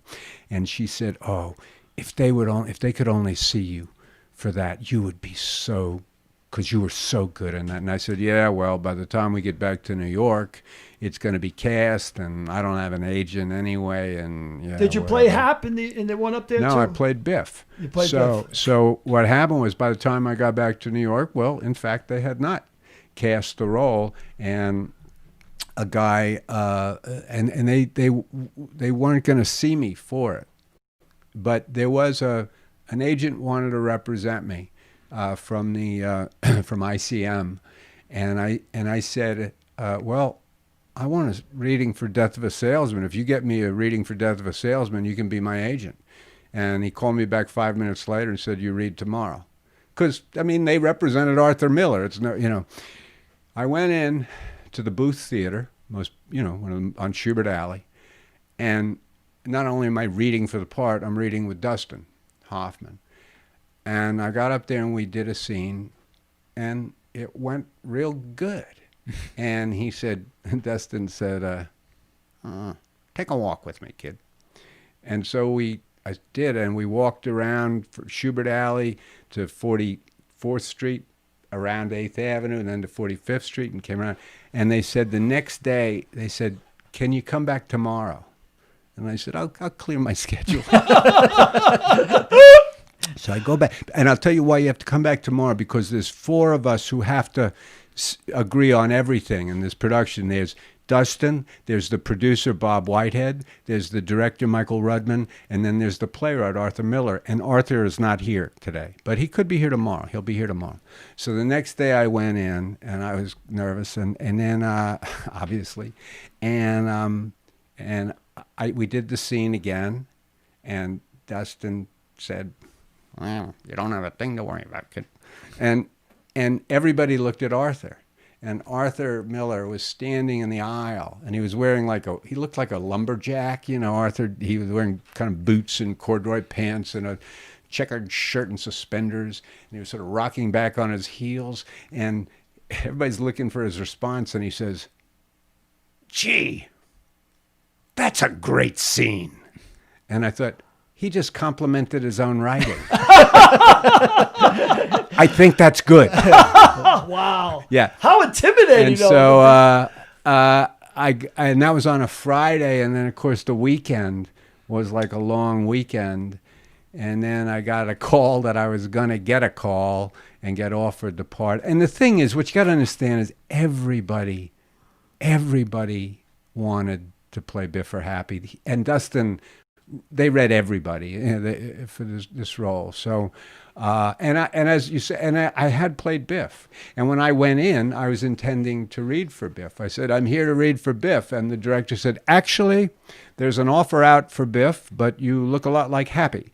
And I said, I'm here to read for Happy. So I've always maintained that, and I was quite successful in the part. So I've always maintained basically the right way to play Happy is just pretend you're playing Biff. You know? But anyway, it was a great experience working with Dustin and did you become friends with Arthur Miller? I did. Yeah. Yeah. That's amazing. Yeah, I did his last play as well, his final play, finishing the picture. Yeah. Did he have anything to do with you writing your own play with Beyond Bravery? I mean, no. Glory. Beyond Glory. I'm no, sorry. I wouldn't say that, because I think if I start comparing myself to Arthur, Oh Miller, yeah, I mean that's. I wouldn't write, you know, because Arthur, and there are many great playwrights, but for my money, no playwright has ever. Death of a Salesman just stands unrivaled to me. It's such a remarkable play. Now, you can correct my memory if I'm wrong, but didn't you tell me that you went sailing or something with Arthur Miller one day, and he was such a optimist that he did the New York Times crossword puzzle in pen?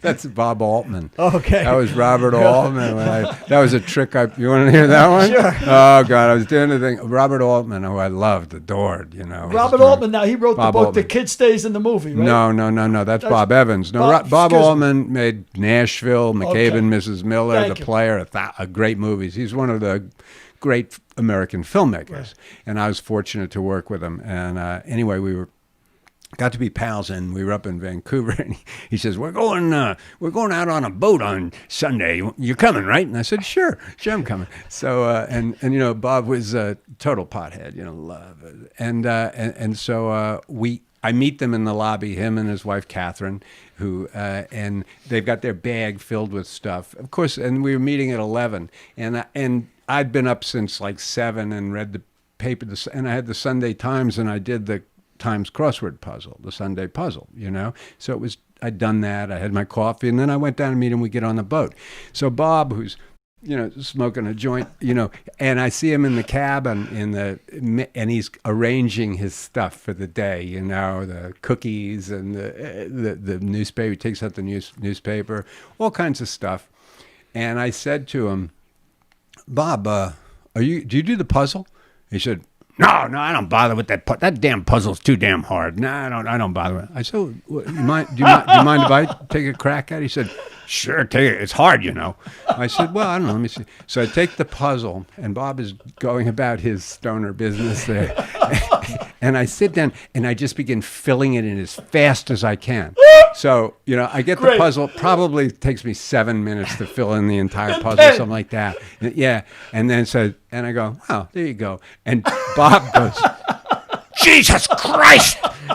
Jesus, I didn't know you were a fucking genius. That's great. That's great. That's pretty funny. Yeah. That's a great story. That was fun. That's a great story. He was a wonderful cat. He was the best. You also did A Few Good Men on Broadway. I did. I was the original Colonel Jessup. And how did that come down? You were replaced in a movie by Jack Nicholson. They made a movie of it? Those bastards. But you were a great Broadway star. But look, what are you gonna do? It's like they replaced Zero in Fiddler. They replaced Julie Andrews in all this. And I'm so like Julie Andrews, But it kind of goes with the territory. People want to make a director, for one thing, wants to put their own mark on it. And I think a lot of times it probably makes sense. On the other hand, I would have loved to have done it. And to this day, I have not seen the film. For what Really? it's worth. Yeah. It's too personal I'm like to you. me. I'm It's like not resentment, not Just anything personal. like that. With me, it's just- resentment. it's- with me, it's outright resentment. Yeah, no, I'd say it's more. that kiddie I'd thing, say it's Frank. more hatred from me. Yeah. Well, I can't go back to the 9/11 memorial. To this day, I can't go down there. I won't go. Well, just I can't wouldn't do it. compare my No, but still, my thing I with mean, that. I can get where you're coming from. Is that what I wanted to ask you is I see you played Increase Mather on Salem. Salem, that, yeah. And that again, my favorite Arthur Miller play is The Crucible. Sure, it's a great play. Yeah. Oh, I love The Crucible. I Yeah. think it's a great play. I mean, as an actor, I would imagine, I'm not an actor, so I would imagine Death of a Salesman would be the paramount one. But I love The Crucible, and I was wondering if that influenced you at all, Arthur Miller's Crucible, when you did Salem. Not particularly. That just, I mean, I was aware of it, of course, but and I love The Crucible. It's a terrific play. But Increase Mather was, the series Salem. It was a lovely series, I thought, very, very well done. But it kind of was all about the witchery and the sex. It was a pot boiler. And Increase Mather was very definitely a knife-wielding, Puritan villain who really had a hard-on for the female lead. Yeah. So, it was a bit of a pot boiler, It wasn't all that grounded in history, is what I'm saying. But it was a lot of fun. Why don't you tell me a little bit about Don't Breathe? Because Don't Breathe was made for a minimal amount of money. What was it made for? $5 million? No, it was made for $9.9 million, and that was important for, I don't understand why, but from a distribution point of view, they needed to keep it under $10 million. Made it in about 5 years ago, and it was a sleeper. And where did you make it? We shot it in Budapest. It takes place in Detroit, so of course... I mean, where else? And you want to where hold else it would under you 10 shoot? million, so you go to Budapest. They went to Detroit and they said, no, we shot a week of exteriors in Detroit, but they built it. And in the movie, which concerns 3 housebreakers coming into a blind man's house, so pretty much the entire blind Vietnam vet, right? A vet, yeah, Iraq War. War. So it takes place within the house, so it really makes sense to build it on a soundstage, and that's what they did. And so Budapest was a good place to do it because they could do it for $9.9 million, whereas if you do it, Warner Brothers, it's a whole nother thing. So, and the film did very, very well. Oh, it was great. Again. It did like worldwide, like $185 million. So, of course, would they you were describe thrilled. yourself in that part as a prick? No, I mean, you were defending your house, but I mean, you got to extremes. He's, you know, it's what makes that film so interesting is the turnaround, because the guy, yeah, he's always scary because that's the way he looks. But he's the victim here. I mean, they're breaking into his house. And so, and hopefully, and the idea, and I think we did it because I think it's one of the reasons the film did well. This guy earns, as spooky as he may be, he earns your sympathy. True. And then what happens over halfway through the film, there's a twist, and you learn something about the guy that's extremely dark, and you go, whoa. But the interesting thing is, at that point, you've already established feelings for the guy, and they just don't go away. It's like finding out that favorite Uncle Fred of yours is actually a pederast, you know? You still love him, but, you know, you don't really want to be around him anymore, something like that. And the blind man is not a pederast, by the way. But I'm just saying that finding out something about someone who you care about that is really unsavory, it doesn't mean you don't care about him anymore. And I think that was where the success of the film partly came from. And so we just finished the sequel, which we shot in Belgrade, Serbia, which of course is where you would shoot. Detroit. You know. And I'm going to guess it cost a little bit more than $9.9 million. This one does cost more because it ranges outside, and of course it was one of the reasons it took a while to get this film going was because the first one was successful, and so people they start circling. The buzzard starts circling, above the line and everything. But ultimately, we came up with a terrific story. I shouldn't say we. I didn't write this story. Rodo Sagayas and Fede Alvarez, the writers, came up with a terrific story, and we went off and we made it, and we made it during the pandemic. I mean, I just got back from it about less than a month ago, and we had been scheduled to shoot April and May. Of course, that didn't happen, but in June we got the green light to go ahead, and they put all the COVID protocols in place, and we had a really fine shoot. The shoot went really, really well, and so the film is being edited now. It will be released Friday the 13th of August, 2021. So. And hopefully it'll be in the theaters instead of streaming. I sure hope so, because when you're dealing with it is a genre picture. I mean, it's a thriller, but it's got horror element to it as well. Those are films that really play best with an audience because you want everybody screaming. One person screams, everybody starts screaming. That's a real shared movie experience. People get each other all the time. I could totally. So I hope we're back in the movie theaters. I totally get that. When I saw Silence of the Lambs, I was holding on to my seat in the movie theater, like squirming, Mm-hmm. and that leads me into Manhunter, because I thought Manhunter was really, really a good movie, and I don't think it was a big success at first, right? It's more of a cult film now. I mean, I've seen it about 3 times. It's a filmmaker's film for sure. People who work in our business always admire that film. It's beautifully made film. If it wasn't a huge, I don't think it was a breakout hit in any way, but it certainly was distinguished, I think. And but it's a cold film. It's a cold movie. In a way, I don't get that. What do you mean cold? It doesn't. It's not about it's so disturbing that there's not a lot of room for love in the movie. It seems to me. No. And there are a lot of people who have problems even in that movie. I mean, that's Billy Peterson in that photo with me, who plays the lead, Will Graham. He's a troubled guy. He's got all kinds of trouble in his head. So it's a disturbing film. In real life? What? No, in the movie, you mean? In the movie. His character, not Billy Peterson. No, himself. Billy's great. Billy the actor. Billy's a little messed up, too. Well, I got to tell you, again, I was delighted to see you get set fire to in that movie. Yeah, you sucked me right in. I said, this guy Loud's got to go. Michael enjoyed. Michael, man, he likes setting me on fire and crap like that. And it's interesting. The movie is based on Thomas Harris's book, The Red Dragon, Right. and you couldn't call it The Red Dragon because Bruce Lee had so many dragon movies out at the time. I think I think he could have called it that, but I think it's the same thing as the Killer Angels problem. It's not, we're not making a biker movie. In this case, we're not making a kung fu movie. And so he went for Manhunter. And I remember talking to Michael Mann about it. He kept running titles by me, and I would be like, how about Red Dragon? I got an idea. I like Red Dragon, Mike. Yeah, he said, no, we're not going to call it that. No, we're going to call it something else.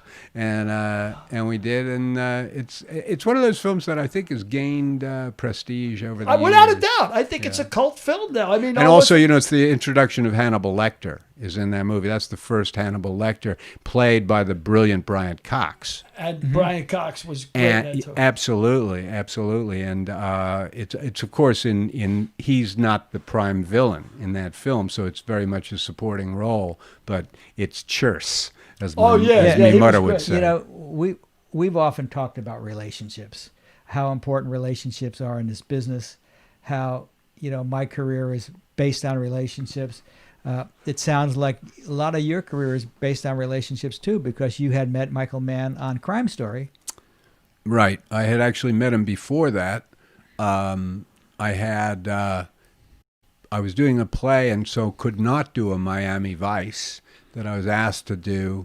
But then he did ask me to do, the first thing I did for him was Manhunter. And while I was doing Manhunter, he asked me to do Band of the Hand, which he was producing and Paul Michael Glaser was directing. And then during that, he said, I'm doing this series and I want you to be a part of it. And so all of those were a result of your relationship with him. I don't Crime know that Story. I mean, my relationship started with him in, I remember auditioning for Michael and then not being able to do the part because I couldn't get out of a show commitment to go to Miami. And he that's the kind of thing that would never sit well with Michael. He didn't blame me, but he's like, well, I'm going to get that guy in something, damn it. And so he put me in Manhunter. And then from there, he kept going, and then we took a break from each other for various reasons for a number of years. But then when he called me for Public Enemies, I was so happy to be back with him because I have great respect for him. I felt that I've always felt that nobody does music better in movies than Michael Mann. Yeah. I think the first time I became aware of Michael Mann was, I think it was Theft. Thief. Jimmy Caan. That movie was incredible to me. Yeah. That's the character, the thief, in that played by Jimmy Caan. We had a guy in Crime Story, John Santucci, and Thief is based on John Santucci, and Michael turned him into an actor playing a thief. And John was a thief. You couldn't leave anything around. John would say, God rest his soul. I love John. He was a great guy. But I wouldn't leave my wallet around, but John was a good guy. And so Michael he loved always getting his share of actors and his share of the real deal. Like Farina. Farina is the perfect example Farina. because he was both. We're talking right? Dennis Farina. Yeah.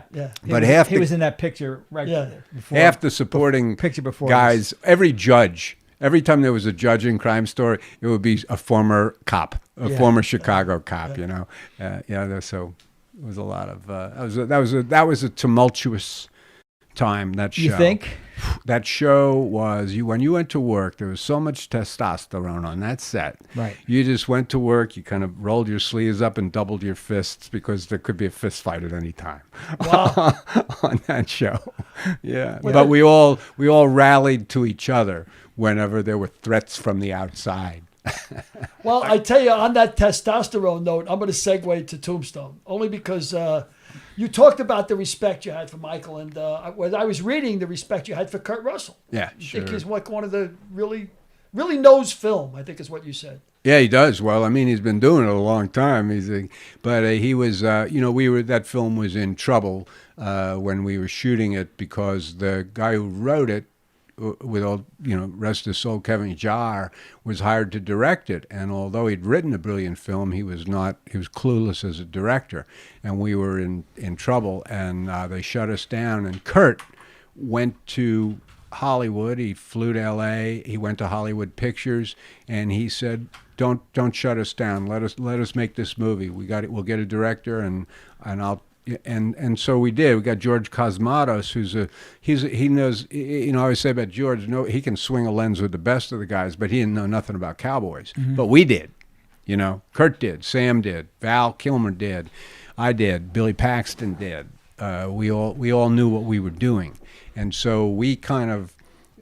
And Kurt gets sometimes is given credit for directing the film. That's not true. I think it's unfair to George Cosmatos to say that. But certainly Kurt weighed in on everything that was done. And he's also a hell of a lot of fun. He's just a gregarious guy. I mean, I mentioned testosterone on Crime Story. There was a Yeah, that's what I was if you want testosterone, you come to this set because there were so many characters, so many strong actors wanting to elbow their way into a close-up. In front of the You lens. know what I mean? Try to get in front of the lens. Yeah. So and I carved out. I was able to carve out as Ike a very special niche because I figured, look, I'm not going to outgun Doc. I'm not going to out macho Sam Elliott or Kurt in this thing. I'll tell you what I can do. I can out coward any of these bastards. Is what I can do, and I can turn that into an asset. You know what I mean? And that's You what could I try probably to do. outdrink them also. That's another thing I was going to ask you about Cosmatos. He had said that you did quite a bit of method acting in that. You did quite a bit of tequila. A lot. I drank my way through that film. I mean, I was sober sometimes, but I was drunk. Never fell off my horse or nothing like that. And You didn't do a Lee Marvin. But I didn't do a Lee Marvin. No, I didn't do a Kid Shalene. But but right from there, I went up to Glenwood Springs, Colorado, to do another picture called Tall Tale. And when I got there, I got struck down by a galaxy of kidney stones, which were brought on by dehydration because it occurred to me that I hadn't had a drink of water in 4 months. In the desert.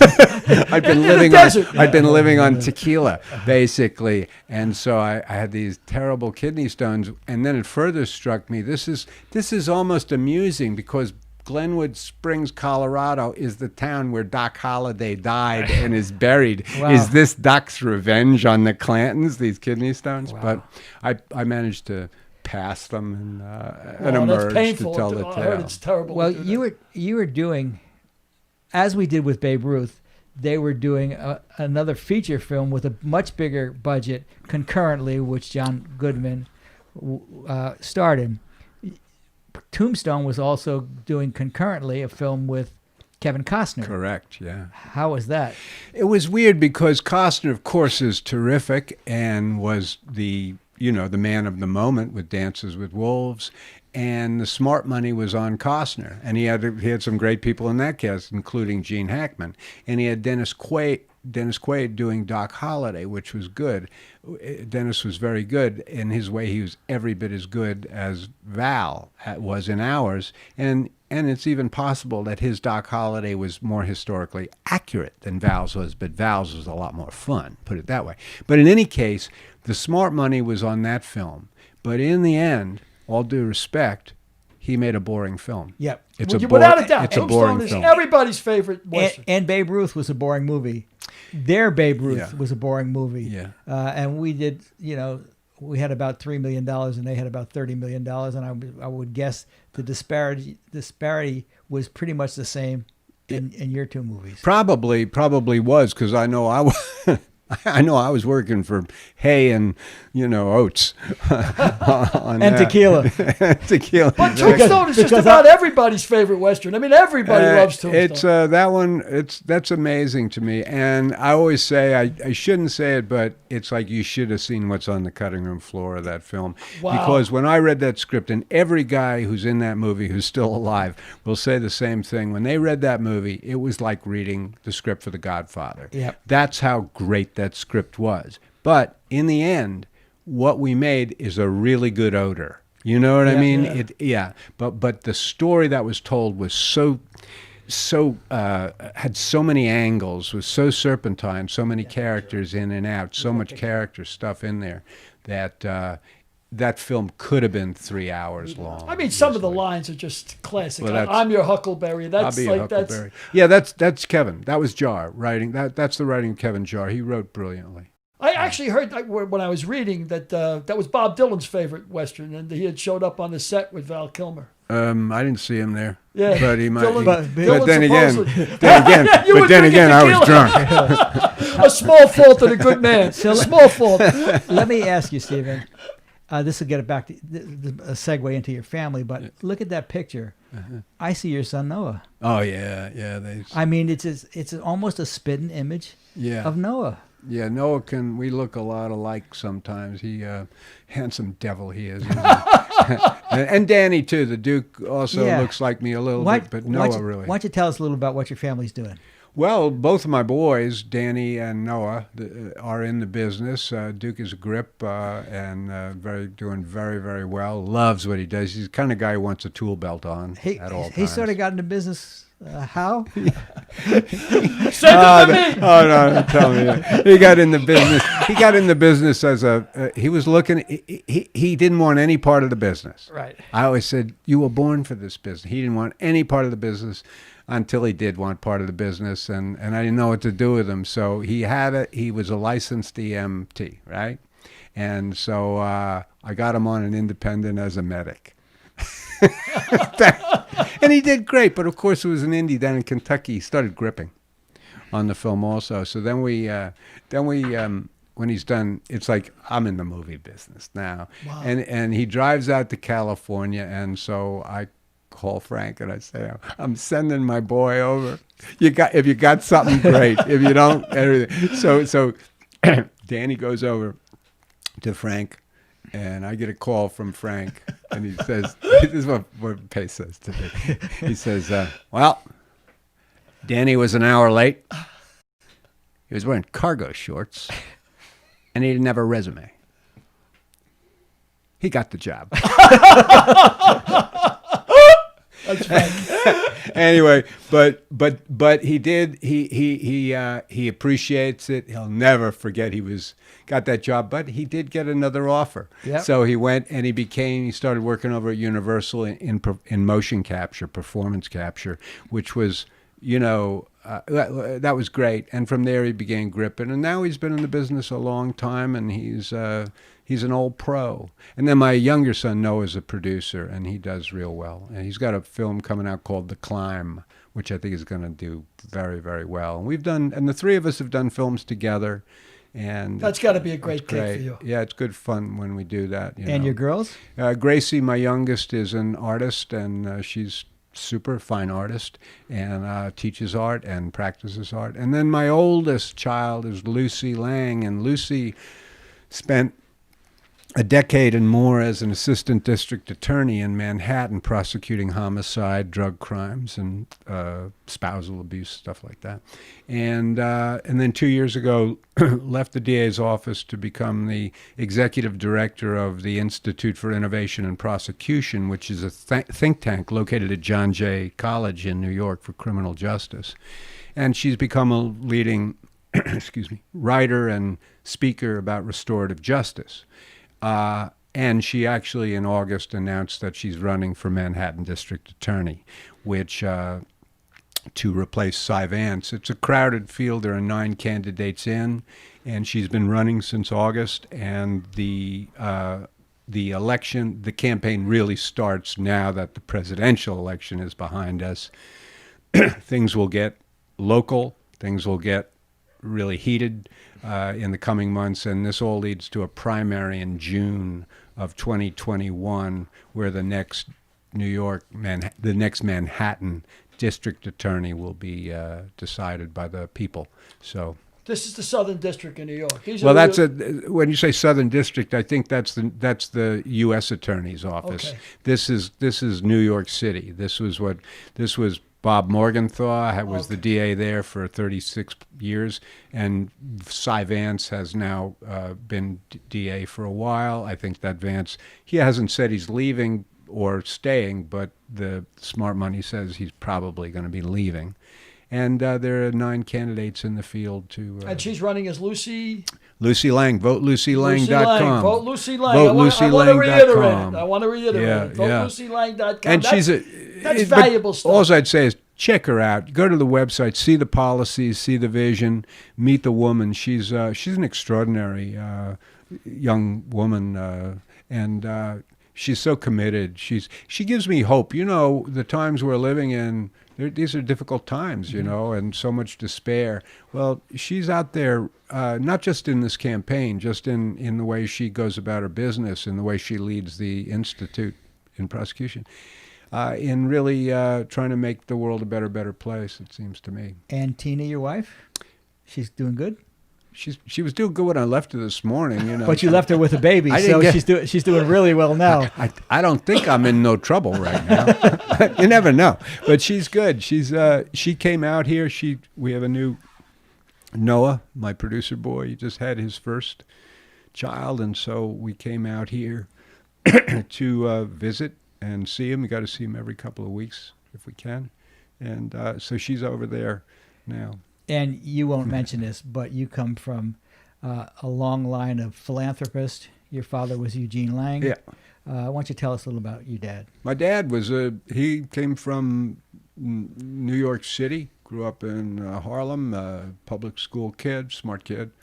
Got a scholarship to college, made good, never forgot it that he had, and ultimately made himself a lot of money in his line. He was into inventions and into joint ventures. Back when the world was still a very big place, my dad would be on the road for 3 months a year, going from Burma to Australia to Korea, doing deals. So kind of a basic business was, you make a widget in Metuchen, New Jersey, and he likes your technology. He thinks it's a smart thing that you make. And he would go and say, I like that. That would work in Burma. And the guy would say, Burma? I'm just trying to get a contract with the local, fire department, with the local highway department here to supply them with widgets. He'd say, you give me the technology. That's all I want from you. I'm going to Burma. We're going to make this. We're going to make a factory there. We're going to do this. So what he did was he worked only with small businesses who had good ideas, right? And some of them hit, some of them missed, but enough of them hit good, so he did well. He was just a smart guy with a good heart. And then at some point he began, figuring out ways to give money away effectively, because he never forgot his own scholarship background. And he created a thing called I Have a Dream. Basically what happened was kind of a famous story, but whatever. He went up to He the Times did a piece on him just as a New York successful businessman, and he mentioned that he'd gone to PS 121 in Harlem and grade school, and the principal of PS 121 Harlem saw an opportunity, called him, said, "Would you please come up and talk to our graduating sixth graders?" And Gene, my dad, said, "Yeah, why not?" And so he wrote some speech. He got up there, he's looking at this sea of black and Latino kids, realizing whatever he's going to say is just a bunch of bullshit. That's my father there. And just started talking from his heart. And he was a good speaker. My father he could get evangelical when he got himself all kind of worked up and juiced up and everything like that. And he talked about the power of dreaming. And he said, you got to have a dream, you got to have a dream. And in order to make dreams come true in this country, you really, really got to get educated if you can. As a matter of fact, I'm going to make sure that every one of you kids gets an education. And he promised them all that he would pay for their college educations, okay, which got, of course, this stunned hand. And then after that was over, the principal came up and said, that was a beautiful thing to do, and you know what? You don't have to worry about it, because probably only like 2% of these kids are going to graduate from high school anyway. So that was like throwing red meat in front of a lion.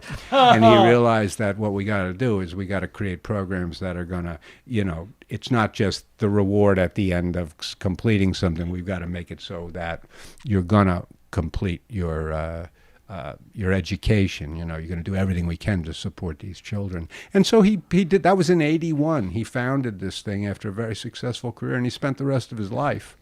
He just died 3 years ago, 98. He spent the rest of his life kind of refining his thoughts on philanthropy and how to give, because money is easy to give if you've got it. And he founded the New School, correct?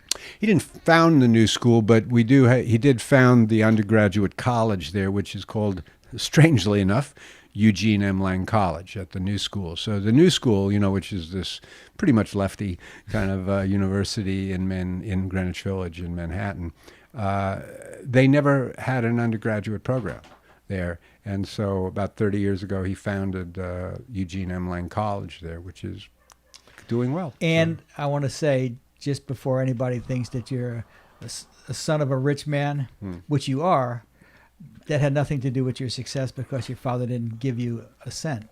Well, and if I needed a cent, my father would give me a cent. But he didn't leave an inheritance. He was a firm believer in my grandfather was a member of the IWW.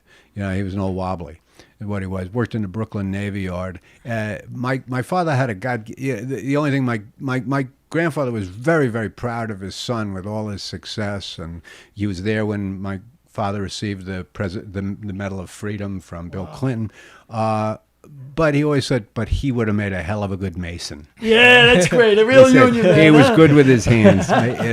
He said, "Gee, your father was so good with his hands, he would have been a first-rate mason." And that's unusual because most of them were Italian, Yeah. Most of those guys were Italian, but your father, he would have been a very, very fine mason. But instead, he made like, $200 million. Yeah, but I mean, he gave it away, and I'm sorry for 3 years ago. It's for our loss because Eugene Lang was apparently a hell of a guy, but alligators raise alligators. And to that note, your sister is an activist, and you started a foundation, which you don't want to talk about, I don't know why, Longevity Foundation for cancer. We're all just, everybody's doing what they can. Not everybody. We have a family foundation, and actually during the COVID thing, this has been fascinating because most of the foundation work that we do over the years has to do with establishing programs that are going to go on, that have a long life. But so much of what we've been doing for the past year has been emergency giving. So it's been really, really fascinating just dealing with how do you give, how do you identify giving in an emergency when everybody needs something? And so the meetings, which we have via Zoom, have been really, really very interesting, and you really get to kind of understand the depth of the need out there, But in any case, yeah, that's it. It's good to be part of that. That's all. But I think my father would say, and I'd say the same thing, that's your responsibility as a human being, just to, if you got the money, great. If you don't have the money, you still have responsibility to look out for the other guy. And that's one of the problems that we've got right now in this country. Which you illustrate pretty much. I hope so. I mean, I'm trying to a little bit. I don't ever like to want to be Pollyanna about anything because I know the problems are devastating and real and deep, the divisions and everything. But in the end, we sink or swim together as a species. It seems to me, and we're all connected. Yeah, exactly. Well, anyway, Stephen, thank you so much for being here. I want to give Billy the closing question because I don't know. Any closing thoughts? You have anything? I was just blown away by the whole interview. I'm delighted you came. I mean, I'm delighted to meet you. Not just because of your celebrity, of course, because you're an interesting guy, and I'm sure, I wish I was still drinking. We could have spent this whole time talking about Malachi McCourt. Exactly. For a few minutes, I thought we were gonna. I thought, you want to talk to Malachi? Talk to Malachi. I wish I was. You made me want to wish I was still drinking. I would have liked to have tipped a few with you in a day. That's the truth. And I've been dry now for about 11 or 12 years, but you make me want to crack open that bottle one more time, because you're a really interesting guy, man. It's a pleasure. A real pleasure. Well, it's great to be here. Thanks for having me. Thanks. If you hang on, Billy and I have got a little bit more business to take care of. You want to loan me that $20,000 and I give you back the $1,000 a month? Is that what I can't believe you guys didn't ask him about his workout regimen. You Why don't you ask him to slow dance, how does he- Derek? That's how what does you he guys stay with in the such good muscles. shape? No, Why don't you That's you ask guys him? with the Derek, muscles. why don't you It ask never him? occurred to you? Yes. Not He's even a little bit. He's getting the shit kicked out of him on Avatar. Okay. He's getting the shit kicked out of him on Don't Breathe. He better be in shape. And you can't age. I mean, if this thing is going to take 2 decades, It's you can't. 20 years. You can't have a gut. No. I mean, you got to be. I'll tell you the key to the whole thing. Yeah. The key to it is yoga. I mean, Yeah. it really is. Yoga is. I mean, I tell you something. I've been doing yoga now for 10 years, and you want to know something? I'm flexible. And you say, how flexible are you? I'll tell you how flexible I am. I'm so flexible. I could put my foot in my mouth and my foot up my ass at the same time. That's flexible. That's pretty flexible. I mean, my head up my ass. I fucked it up. I could put my foot in my mouth and my head up my ass at the That's same flexible. time. I wrote that joke. Did you? Mind if I steal it? I'm So here. don't tell me I'm not a comic, Frank. You are a see what I said? You know what they say? Good writers borrow, great writers steal. You don't mind if I steal that line? It's yours, baby. Thanks very much, brother. So now can we do our football picks? Oh Jesus! You want to take a bow? What are you 5-1 now? Yeah, I'm 5-1. And I'm a bookie, and I'm 500, right? Yeah. And the only reason I won last week, I mean, I continually get it shoved up my ass. I mean, I'm always the guy. I say that couldn't happen to anybody. I'm up by 7 points. I'm getting 3.5, and I lose in overtime. But last week, it was the other way around. 2 weeks ago, Cleveland, Cincinnati. I'm getting 3.5. They go 80 yards with no time on the clock. They score. I says I'm screwed again. They win by, if they kick the field goal, they win by 4. I'm dead, and they miss the extra point. So I said, look. I got bailed out, so I'm even money. So my pick this week is. Let me go into the envelope. How much time did you spend on this? Oh, this one came right up. Yeah, let's see. for 500. Here's a guy with 500. Don't listen to me. Don't put the rent on it. Stephen, I call him Nostrus, not Nostradamus, Everything I because say his picks stink. Nostradamus. Well, you know what? You gotta own it. If that's the way it is, you gotta own it. All right, this week Miami is a 4.5-point dog. The Arizona Cardinals at home. I like the dog. I like Miami on the road against Arizona. Plus 4.5. Oh my God! You gotta listen, the bookies don't put nothing up there for nothing. I my like those God. shots. I like the dogs, man. I always pick dogs. So now I'm going to learn what game I have to pick. So Yeah. Derek, can you tell me what game I have to pick? You want 2 or you want 1? I just want Just the one. one. Okay, so we'll give you Seattle Seahawks Yeah. against Buffalo Bills. Seattle -3. Buffalo Bills are playing where? At home. Please. Seattle -3. I want That's Seattle. it? I want Seattle -3. That's it. It's like nothing to it. He might as well be picking a 1-horse race. This guy is like, this is the guru. This is the guru himself. We can all stop working. We can all sit home with high-priced company and drink champagne and listen to the guru. First there was Mike and the Mad Dog. Now there's the Mick and the Mook. Making a The move. Mick and the Mook. So next week is our. Well, we should have Stephen on next week also, but next week we're going to do an homage to the Veterans Day. It's Veterans Day. We got a retired general coming on. We got a retired colonel, and we got a retired military intelligence officer who just happened to be in Vietnam, and happens to be Mr. Harris, Derek's father. Derek's father. Wonderful. So Who could figure intelligence in Derek's father? You should know it, baby.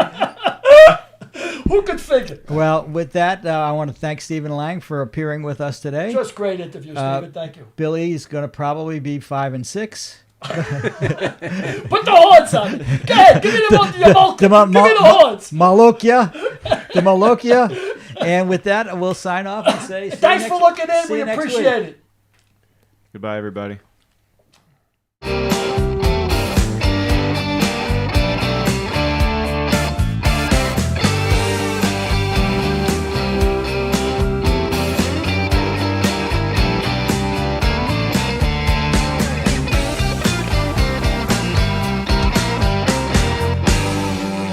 We'll see you next week.